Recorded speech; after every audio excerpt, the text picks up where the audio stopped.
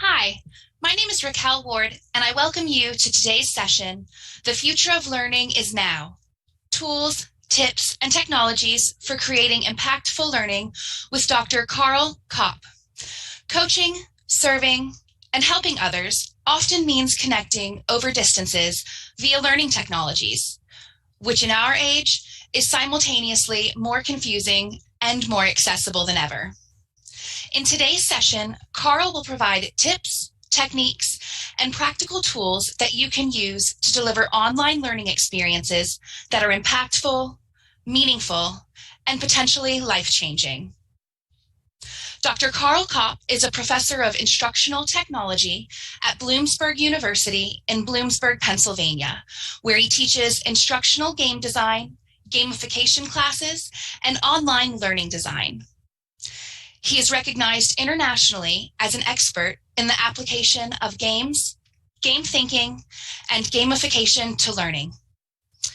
Carl has authored or co-authored 8 books, including his latest, Microlearning, Short and Sweet. He is also the author of 10 LinkedIn learning courses and has been a TEDx speaker. As an entrepreneur, Carl co-founded Enterprise GameStack, a company that helps large organizations create digital card games for learning. More details on Carl's achievements can be found on the Converge website. Please join me in welcoming Dr. Carl Kopp.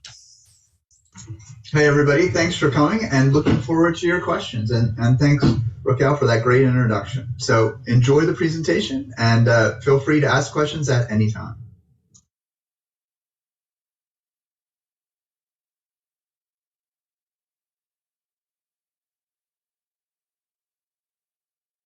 A question.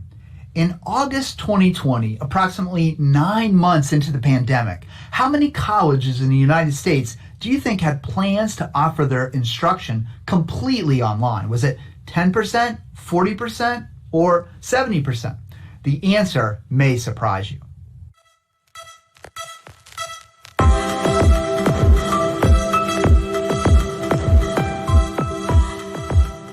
Let's not wait any longer. The answer is that only 10% of all colleges in the United States in August of 2020 had any plans whatsoever to offer their instruction completely online for the upcoming school year. This, despite the warnings, the shift to online back in the spring of that year, and the growing concern about the COVID-19 pandemic, which was declared in March of that year. Colleges, with all the signs and signals indicating online learning was the future, were unprepared for that future. As the saying goes, those who are unprepared for the future will be left in the dustbin of history.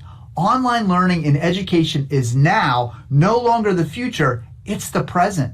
Not just for students in colleges, universities, or K-12 institutions, it's for adults who want to expand their skills, live better lives, become effective leaders, or improve their coaching acumen. In short, online learning is going to be the future of coaching. I've been involved in the online learning industry since way back in 1990. Wow. When I started my graduate work in the field of instructional technology. This was around the time of the birth of the internet. We were using a search engine called Gopher and a web browser named Mosaic. At the time, few people realized just how big online education would become. And since that time, there's been a great deal of changes in the tools, approaches, and acceptability of online instruction. Yet still, online learning, e-learning, is in its nascent form. What this means for the coaching industry is opportunity.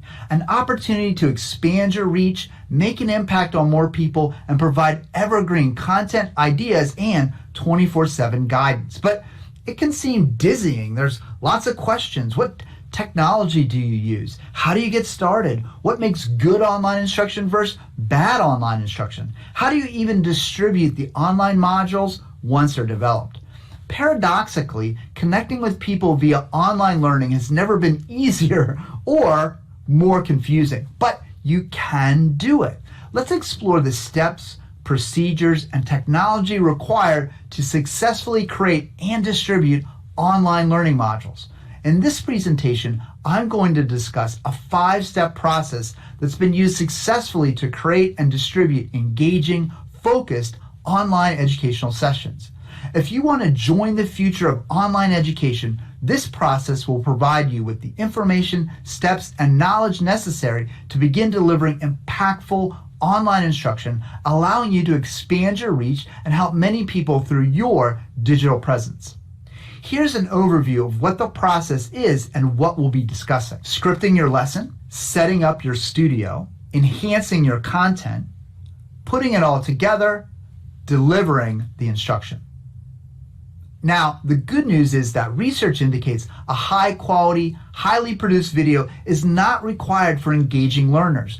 A research review of 6.9 million hours of instructional videos from places like MIT, Harvard, and USC in a nonprofit organization called edX found that instructional videos with a more personal feel can be more engaging than highly produced, high-fidelity videos.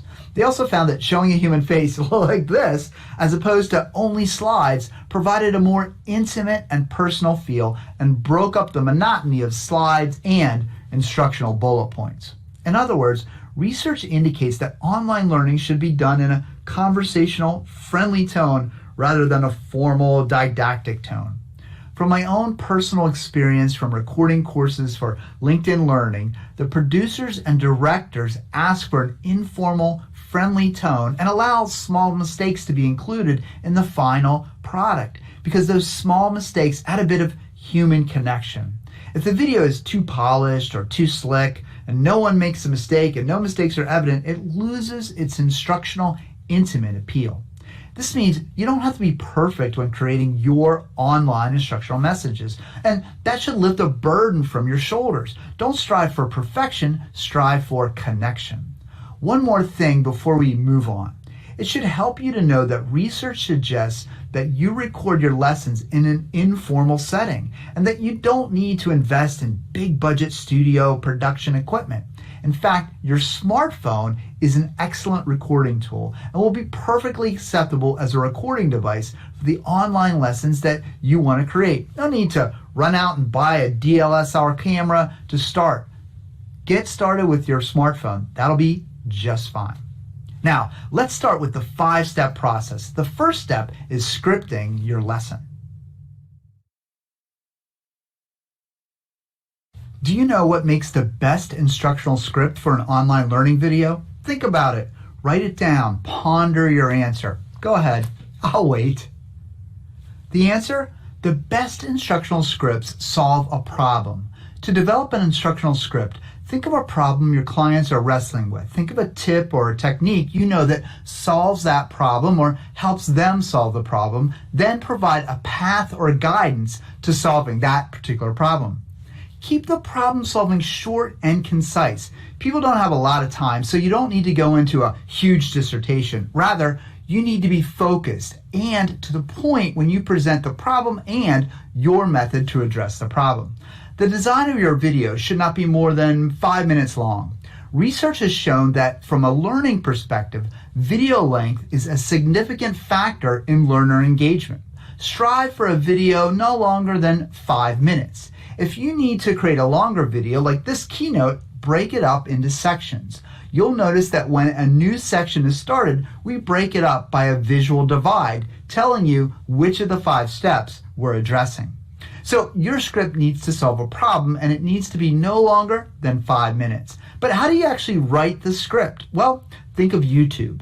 Many YouTube videos start with a person asking a provocative question or providing a startling fact or an intriguing story or some other hook to get you involved. Then, once you say to yourself, I need to learn more about this, the video goes into a standard introduction for, a few seconds, and then the instruction starts, just like this video instruction. That's exactly what you want to do as you write your script for what you want to say in your lesson. Start with the learning objective, but don't state it as an objective. Instead, state it as a question. Rather than say, today we will learn 3 steps toward healthy living, or let's learn about mindfulness, instead, turn it into a question, such as, ever wonder what 3 steps you could take every day that would lead to healthy living? Or how can mindfulness change your life? Notice we converted a statement, which is a closed loop, into a question which is an open loop. And as humans, we don't like open loops. In fact, we hate them. Let me give you an example that kind of brings this home. Has this ever happened to you? It's 11 o'clock at night, you're watching TV and Law and Order or some other cop show comes on, and now you can't go to sleep until you find out if that scumbag goes to jail. That's an open loop. You need to know what happens, even though it doesn't really impact your life in any way, and you probably already saw it before, you just can't remember the outcome. That's the power of an open loop. So start your script with an open loop. Then the next step is to reinforce why the answer to the question that you just asked is so critical to answer. You might say something like, every year over 400,000 Americans die from a cardiac arrest. These 3 tips may help you to avoid becoming one of those statistics. Then provide the instruction. The first tip is, then after each tip, provide an example. Concrete, relatable examples help learners to remember and act upon the content that you're providing. When you're done with the instruction and the examples, provide a recap or a list of action items. It's the old presentation advice, right? Tell them what you're going to tell them, and then tell them what you just told them. Repetition is not a bad thing, even in a short instructional video. Once you have your content and your phone's camera, you're ready to begin.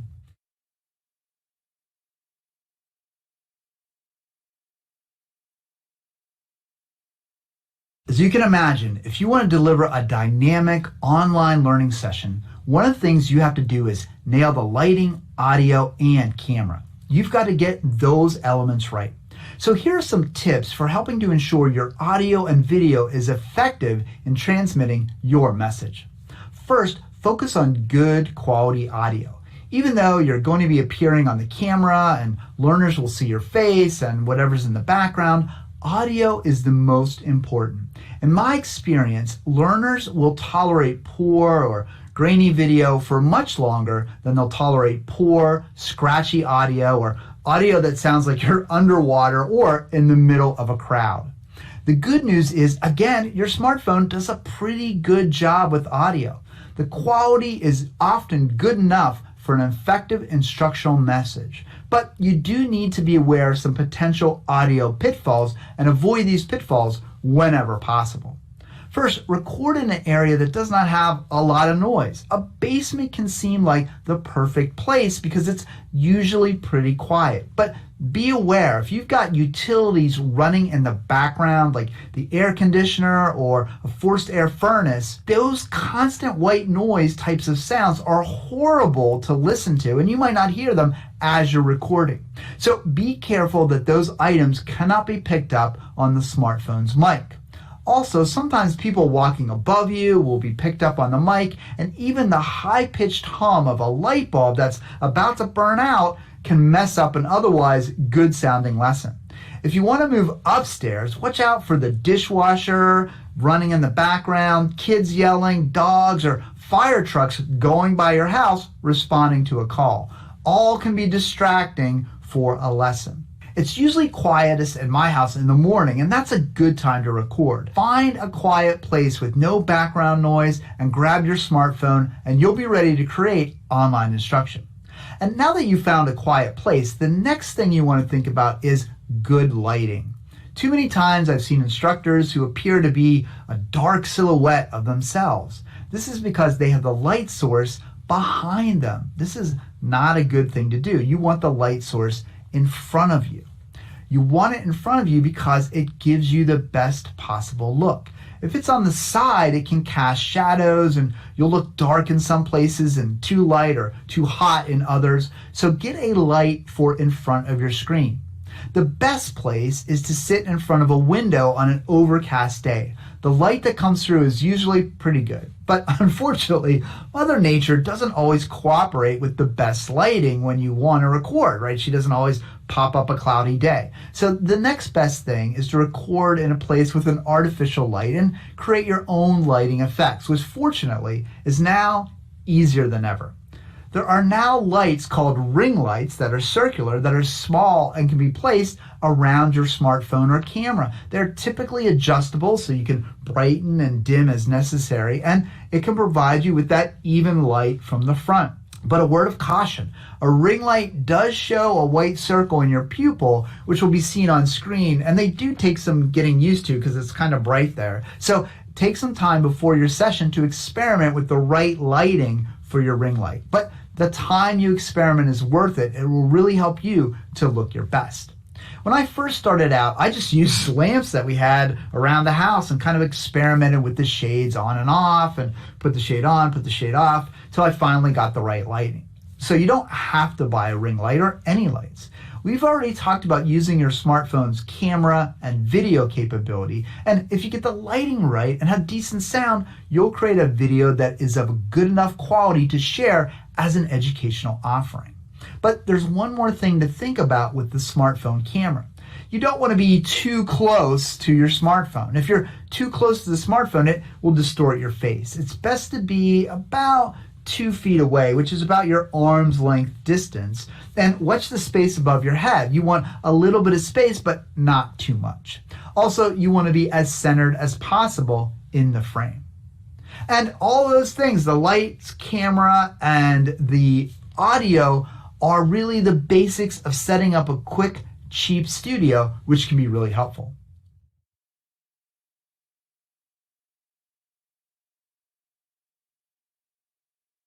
What does it mean to enhance your content? Well, if you've been paying attention to this presentation, you've noticed that I've added some whiteboard writing, some cartoon interludes, extra video footage, and simple animations to punctuate what I'm saying, from time to time. And these are the same things that you can do to enhance your instruction. Again, from a research perspective, using sketching turned out to be quite effective for learning. Researchers actually noted that instructors who sketched like Khan-style tutorials could situate themselves on the same level as the students rather than talking at the student in a lecture mode. And that having animations as you explain a concept encourages instructors to use the kind of, the bar napkin style of explanation rather than the less personal, more disjointed model that PowerPoint, unintentionally, but still, that PowerPoint encourages. So let's talk about enhancing your content with images, animations, and other film tricks. Let's talk about adding B-roll to your lessons. For our purposes, we'll refer to B-roll as any video, image, or animation that's not an instructor directly speaking to the camera. This cartoon image of me walking onto the screen, stopping and waving to you is considered B-roll. An image of an office or a crowd can be considered B-roll. Inserting a slide into your presentation to make something clearer, we're going to consider that B-roll as well. It's basically anything that provides a break from the constant talking head of you, the instructor. No matter how good or how engaging you are, breaking up the content with B-roll is a good way to keep your learners focused on what you're saying. My go-to B-roll is a software product called Vyond. This product allows me to create animated figures in short video clips and add them to my lessons. A few years ago, it would literally cost thousands of dollars a minute to create animated content, and now you can very easily do it on your own. This advancement in technology means there are many tools that have this capability. For example, you can use a tool called Powtoons, or a tool called Biteable, or Animaker, or VideoScribe, and many others. They're all pretty much the same, and each have pros and cons, and each have their own unique characters, and so do a little searching to see what you like best. You don't need to use Vyond, it's just the one I happen to use. I've listed these websites and links to all the software programs on the handout. Now, they vary in price, so you may want to use that as one of your criteria. Since I use Vyond, let's take a look at what it can do. When you go to create a video, you have 3 styles to choose from: contemporary, business friendly, and whiteboard. You can pick a style or styles that suit you and the message you're trying to convey. You can mix and match. As you've probably noticed, that's what I do. Two of my favorites are business friendly and whiteboard animation. I like the writing and the hand moving, of things in and out, and I like the characters to help with story. Here's the business friendly version. It provides templates and characters for you to incorporate into your videos. So let's make a little video. You can see that you can edit the opening templates. Here, let's change the title and subtitle.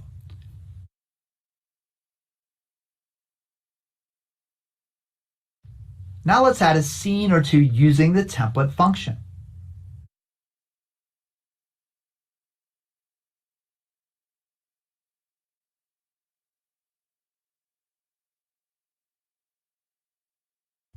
Often the templates already have built-in animations. Let's preview this to see what it looks like.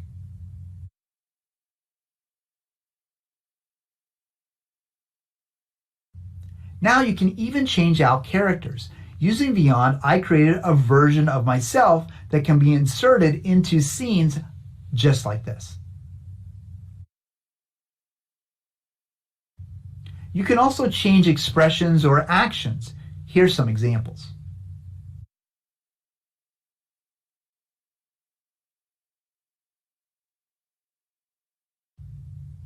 You can also add props or items to a scene if you need those other elements in what you're talking about.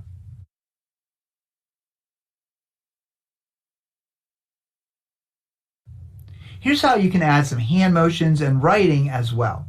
You pick the timing and type in the words.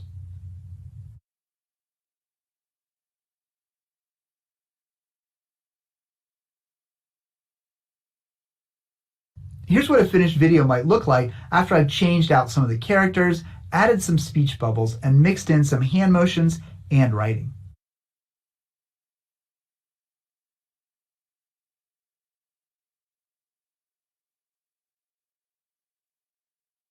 Again, there are several tools on the market that allow you to create short, animated videos to use as your B-roll in your online courses. I use the animated features of Beyond in 4 distinct ways. First is that I use it to illustrate a concept or an idea. I can sometimes illustrate a concept, technique, or idea much more easily with animated video than trying to explain it. Second, I add animated videos to help illustrate a story I'm telling. It helps me to help the learners visualize the elements of the story. Third, I use it as a chalkboard or a whiteboard to write down keynotes, concepts, and ideas that I want the learners, like yourself, to take away. Fourth, and this is important, I'll often add an animation if I make a mistake in my recording. Maybe I have a great recording, but a person walks right in front of me, or there's some noise that I have to edit out, and it's a weird jump. I just add some B-roll that's relevant over that section, and no one is ever the wiser, except of course now you are. Now, another cool thing you can do is add real video as B-roll. There are a number of sites that have stock video, like iStock.com and others, Wondershare Filmora, where you can purchase pre-made video images like a cityscape or people working. You can then easily insert those videos or images into the lessons that you create. You just pop them right in. We'll talk about how you can put all this together in, the video and the enhanced items and other great stuff in the next section of this presentation called Putting It All Together.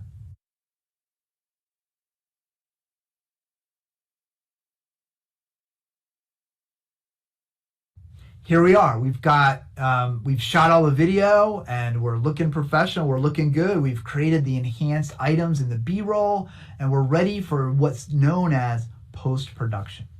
We're going to put everything together and make the final instructional video. Here we need to use something known as video editing software. Video editing software is a software program that allows editing, modifying, generating, or manipulating a video file.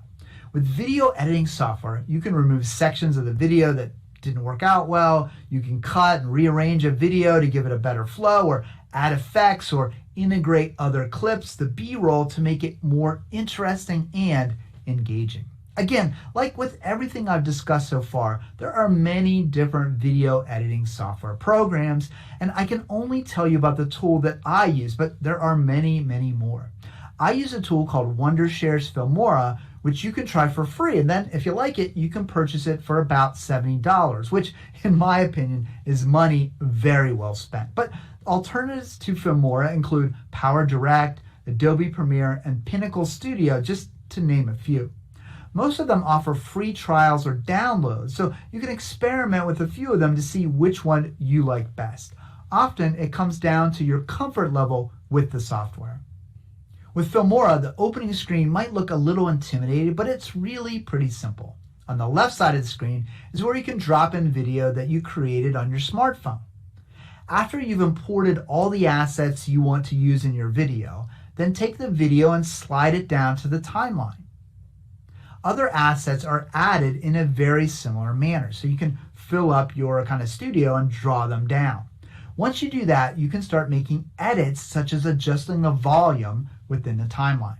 You can then add other videos like your B-roll and determine where to place them, or you can just add full images or just a single image like a book that you might want to mention. The software even has built-in transitions, so you can transition between one video clip or picture to another. Let's try out a couple of the transitions to see how easy it is to transition. Here we use the red slider to move to different locations on the video timeline. Filmora comes with a bunch of built-in transitions. Filmora also allows you to buy what it calls packs for enhanced transitions, titles, and on-screen movements. Here are some transitions and titles and movements from the comic book mini pack. Pretty cool. They also have a video game pack that you can use as well. And they even have some more serious ones like news broadcast elements. As you can see, you can be as subtle or as wild as you need to be in your video with these tools. The tool also allows you to add sound, like let's put a musical intro into our video. You can even fade in the sound or fade out the sound. When you're done, you'll export the video as an MP4 file, and you'll be good to go with your next step, which is distribution.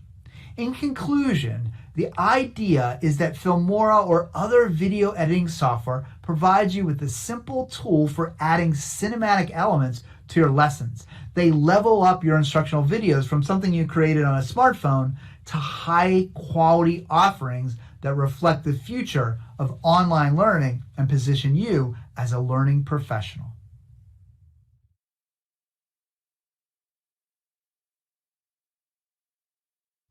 Now it's time to deliver the instruction to the folks that you coach. There are several different ways you can consider delivering the instruction depending on your goals and how technical that you'd like to get. One of the easiest and most private is to save the video in Google Drive and then share the link with the people whom you want to view it. Or Dropbox or any kind of those file sharing tools. To do this with Google, you need to set up a Google Drive account, then upload the video, then go to the Google Drive and share the video with those you'd like to share. It's pretty simple and straightforward. You can even use the online chat tool Slack to create your community of people that you're coaching, and then have members in that community and post your instructional video then to that platform, and they can look at it when you post it. Yet another method is to upload the video to YouTube, and if you want, you can make it public so everyone can watch it, or you can create a private video and just share the link with your learners. You'll have to mark the video that you're placing on YouTube as private, and your invitees must sign into their Google account to view, the private video. And there are other video sharing sites such as Vimeo you could use as well, but all of them allow you to share the video. Now, keep in mind that these tools and methods we discussed so far are really just video sharing, and they're not platforms for registering learners or charging for your courses or providing certificates. If you want to have more of an online school look and feel to your course offerings, then you need software that allows you to establish your own online school. There's there's tons of these schools available. There's tools like Thinkific, Blinkit, Kajabi, Teachable, Mighty Networks. The list goes on and on. I use a tool called Learn Worlds for my online school. Again, many of these tools offer free trials, and I urge you to check out a few before you make your final decision. Almost all of them allow you to try it for free. So what do these tools, offer you? Well, it turns out a lot. The Learn Worlds platform that I use, for example, has the following capabilities in no particular order. One is it lets me create my own website for my online academy with no knowledge of website development even needed. I can choose a layout, type in my own content over top of the existing template, and create my own descriptions of my products and services. Second, the platform gives me the ability to take payment for my courses by integrating with payment programs like PayPal, Stripe, Shopify, and others. This means that anyone who wants to take my courses can pay for those courses with a credit card. Extremely convenient. However, it ain't free. Some services charge as much as 3%. So keep that in mind as you're setting up and picking your payment type and setting up your pricing. Third, LearnWorlds allows me to add multiple choice questions into the course, which is fine. But if you want more interactivity, other platforms allow me to do even more interactive elements like drag and drop activities, matching activities, clickable maps. Fourth, LearnWorlds and other platforms are integrated with Zoom and WebEx. So if you want to do a live session for your clients right from the platform, you can launch it. They can be in the platform, launch it. You can give them an appointment time. It's kind of nice. Fifth, these platforms allow me to set it up so learners can print a certificate when they're done with the course. They have tangible evidence. Sixth, the platforms give learners access to other features like blogs, which can really help me keep my learners and my community up to date. And finally, I can set up online communities. I can have members of my online school interact and talk to each other, which is a great way to build a community. So in short, platforms like LearnWorlds and others provide you with the tools to make an entire online school, from creating courses all the way to generating revenue from those courses. Now, the platforms aren't free, so you might want to experiment with some of the low-cost options we talked about first, but these platforms do provide you with the tools to create a solid professional offering for your clients. So to conclude this section, think about how you're going to distribute your content that you've created. You can distribute it very simply and easily through free online tools, or you can decide to create an online school. Online schools take a little bit of effort, they take a little bit of time, they are a little bit more expensive, but in the end, they can provide you with a lot of advantages. So think of what you want to do with your online courses and think about the best way that you can distribute them so you can help your coaching clients.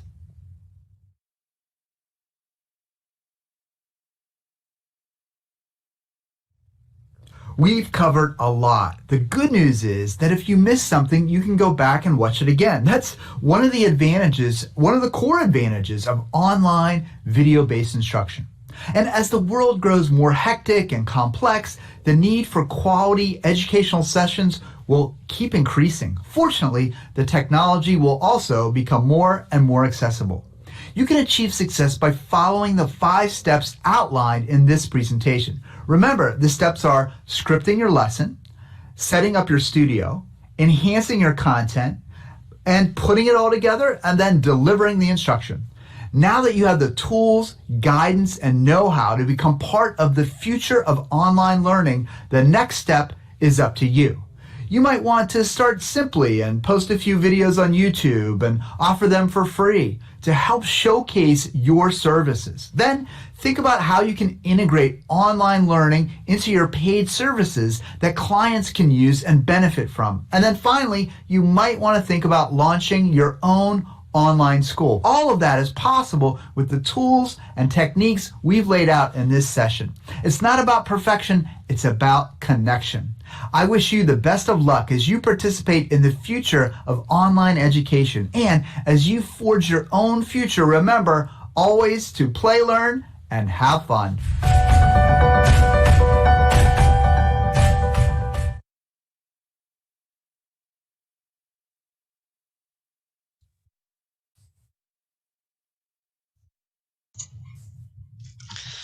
Wonderful. What fantastic tips and tools for virtual learning, which couldn't have come at a better time given today's current environment. I would encourage all of our attendees to post your questions in the Passable chat so that we can then give them to Carl. To kick us off, Carl, I'm curious, could you speak a little bit to some of your best practices for synchronous learning as well? Sure. Yeah. So some of the same elements in terms of lighting definitely hold. So you want the light in front of you. That's very important. You want to look at the camera when you speak in synchronous, but you don't want to stare at the camera because people are looking back at you. If you're staring at them, they get a little bit uncomfortable. So that's the way to do it. The other thing is, don't be afraid to talk with your hands and to have some movement about. So you might want to check your chair so that it's not too squeaky. But that works so well. And then sometimes it's a great thing to turn off the PowerPoint and just talk to your audience members and the people that you're coaching. That way it feels more personal and it feels more engaging. And so it's a good idea to kind of mix up sometimes some slides or even some videos and then some live presentation. And you want to, I always say that you want to be kind of a caffeined version of yourself, right? So, because think about it, actors, for example, if you actually see an actor acting, they're a little larger than life than what they come across as the movie. The medium does something to the delivery. So you really want to kind of be definitely excited and definitely energetic as you present. And all that will make for a really engaging presentation. And then, of course, there's all kinds of tips and techniques around engaging learners through polling and through chat and through think, pair, share and breakout rooms and all that kind of stuff. Excellent. Great. Thank you. I see a question came in from Damian Goldvarg. What strategies do you use for audience engagement?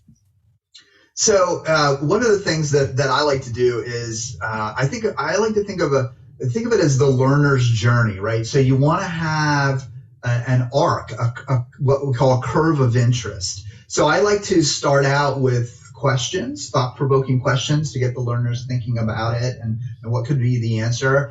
And then, so that's one thing I like to do, engagement. The other thing I like to do is ask learners to input information into, if I'm doing chat, to do some chat, have them write things down. So oftentimes when I create a course for my clients, I have an accompanying workbook.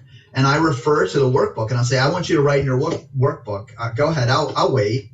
And you stop a little bit and it encourages people to write in the workbook. And actually research shows that writing things down is much better than kind of typing verbatim notes. So that's another good technique that I use. I use a tool called Poll Everywhere a lot, which is an audience response tool. So if I'm doing a 1 hour live session, I will create an interactive story with Poll Everywhere and get people kind of interested in answering those questions and responding to the poll. So those are some ways that I try to build that interactivity in a live session.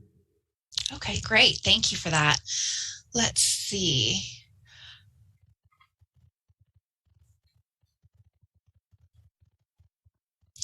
I've seen this question a few times, and I think you addressed it, but it looks like maybe people were paying attention to the presentation as well, more than the chat.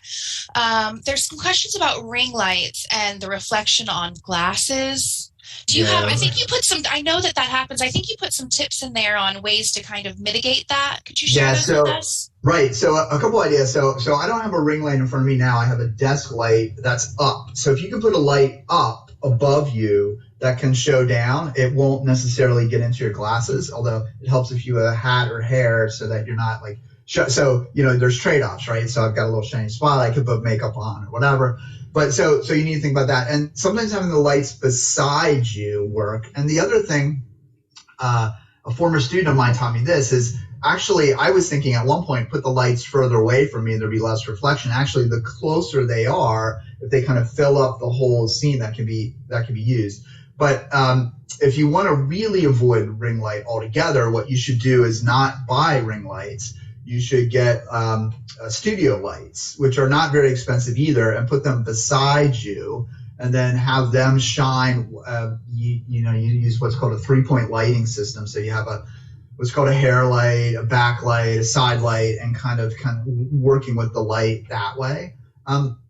I find that glasses, even when I do lynda.com or LinkedIn learning courses, they're really not as concerned about the lighting in your glasses. So if it catches it sometimes, that's okay. For some people, it's really distracting. For others, if you're engaging in your presentation and you're showing things and moving back and forth and things like that, the glare becomes a little less noticeable.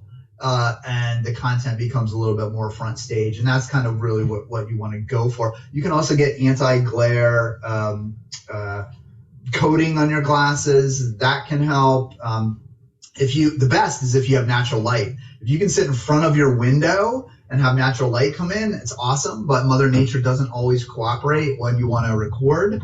But if you know, hey, at my house, natural light comes in between 10 and 11:30, then that's when I would create my courses, because natural light is the best. Great. We had a question come in from an attendee in China where many of the platforms are no longer accessible. Do you have any alternatives to sharing videos than YouTube, Google, Dropbox, which are banned? Yeah. So when I was in China, I think it was WeChat. Was the platform, and a lot of people were actually creating videos on WeChat and doing online learning through WeChat videos. So that may be a way to distribute the videos without having to go through any of the software that might be banned. Awesome. I'm curious as to how you sell microlearning. Is it per session, per program, to individuals, to organizations? Yeah, so that's a really good question.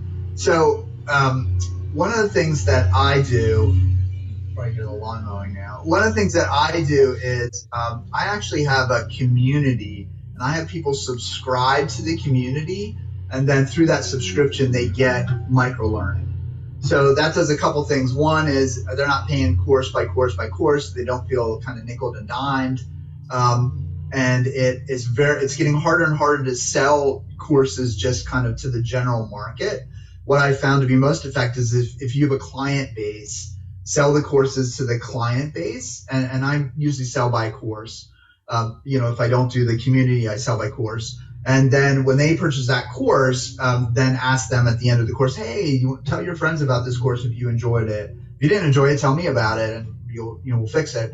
And then that kind of word of mouth works. You can spend a lot of money on Facebook advertising and all that kind of stuff, but if you don't have a platform already in place, it becomes really hard. And I always laugh at all the people saying, oh, I wrote a course in 6 days, and I'll tell you how to make money off of online learning. The secret is they're making money off of telling you how to make money off of online learning. If they were really delivering online learning courses, they'd be making so much money they wouldn't have to do a course on how to make money on online learning. So the two things. One, use a community and kind of a subscription base and use the courses as a value add. The second is to sell to your existing clients that you already have a course and ask them to sell to others. And then once you have kind of a chest of money, then you can start spending it on advertising and kind of going out that way. But if you think if you have a current coaching client or a past coaching client, they've enjoyed what you've done, they like what you've done, they might want more information. You're not as scalable as a single person. There's only 24 hours a day. So if you create that content and make it available out there, it really helps them and accomplish what they want to accomplish, and you what you want to accomplish. Fantastic. That's fantastic advice. Thank you. I see that we have about 2 minutes left in the session, so let's wrap up with one final question. If you're an introvert, what are your tips so that you can be more energetic and engaging in your video sessions? Yeah, so I think one of the first things that you do, and Monique, to answer your question, I actually use Learn Worlds, and I have a community in there. We're looking at Slack, but they have their own community. So one of the things that I think as if you're introverted is talk about your favorite subject. Start with your favorite subject because you're naturally going to be animated. And the other thing you could do is, and if you're intimidated by creating an entire course, just start with a series of questions. Hey, clients always ask me this, and here's how I respond. And clients ask me this, and here's how I respond. And let me tell you a story of how I helped a client in this situation. So by adding those kinds of things that you're comfortable with, you can become more comfortable in front of the camera. And actually, a lot of actors are very introverted. They just turn it on when the camera comes on.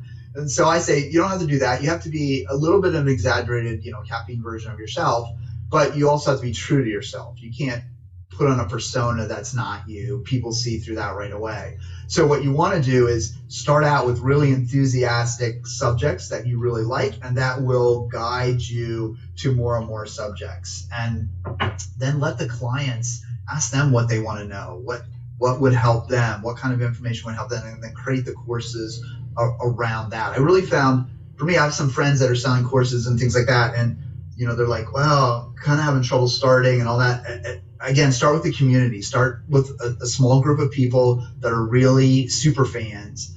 And then once you have them and you've got them enthusiastic, then it just kind of grows. And then at some point it hits this exponential multiplier, and then you're good to go. But it's not quick. Like all these Facebook people drive me crazy. It's not quick. Slow and steady wins the race.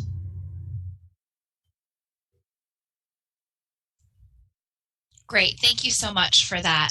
I'll let you share any final words you have. Thank you so much for your presentation and all of your feedback. It's been so valuable. Great. Well, I appreciate everybody attending, and fantastic